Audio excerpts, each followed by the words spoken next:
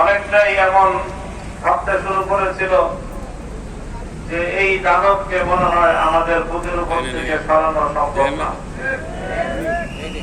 সেই জালিম নিজেও মনে করত যে তার পতনের সকল রাস্তা সে বন্ধ করে রেখেছে, কোনখান দিয়েই কেউ তার ক্ষমতার গদি এটা তার কাছ থেকে কেড়ে নিতে পারবে না। এভাবেই সে দিনের পর দিন, মাসের পর মাস, বছরের পর বছর, যুগ পেরিয়ে দীর্ঘ 1.5 দশক পর্যন্ত বাংলাদেশের মানুষের সব ধরনের অধিকার কেড়ে নিয়েছিল। প্রথমে কেড়েছে মানুষের ভোটের অধিকার, তারপরে কেড়েছে মানুষের আর্থিক স্বাবলম্বিতার অধিকার, তারপরে কেড়ে নিয়েছিল মানুষের বাক স্বাধীনতার অধিকার, সর্বশেষ কেড়ে নিয়েছিল মানুষের ডিজিটাল নিরাপত্তার অধিকার। সমস্ত অধিকারগুলো কেড়ে নিয়ে শান্তিপ্রিয় গোটা বাংলাদেশকে একটি মৃত্যুপুরীতে পরিণত করেছিল, একটি দমবন্ধ পরিবেশ তৈরি করেছিল।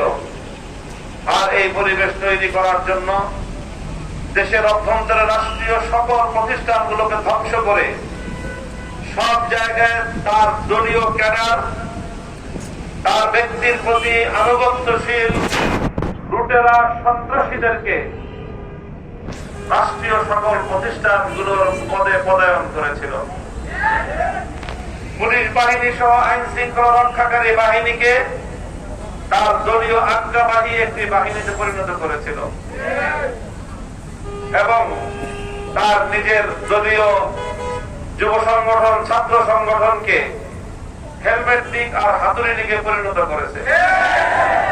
সব আয়োজন করে গণভবনে এমন ভাবে বসেছিল যে মনে হইতেছিল যে এই দানব সরকারকে বাংলাদেশের মানুষের বুকের উপর থেকে অপসারণ করার বুঝার কোন উপায় নেই। ফাআতাহুমুল্লাহু মিন হাইসু লাম ইয়াহতাসিবু, ফাআতাহুমুল্লাহু মিন হাইসু লাম ইয়াহতাসিবু।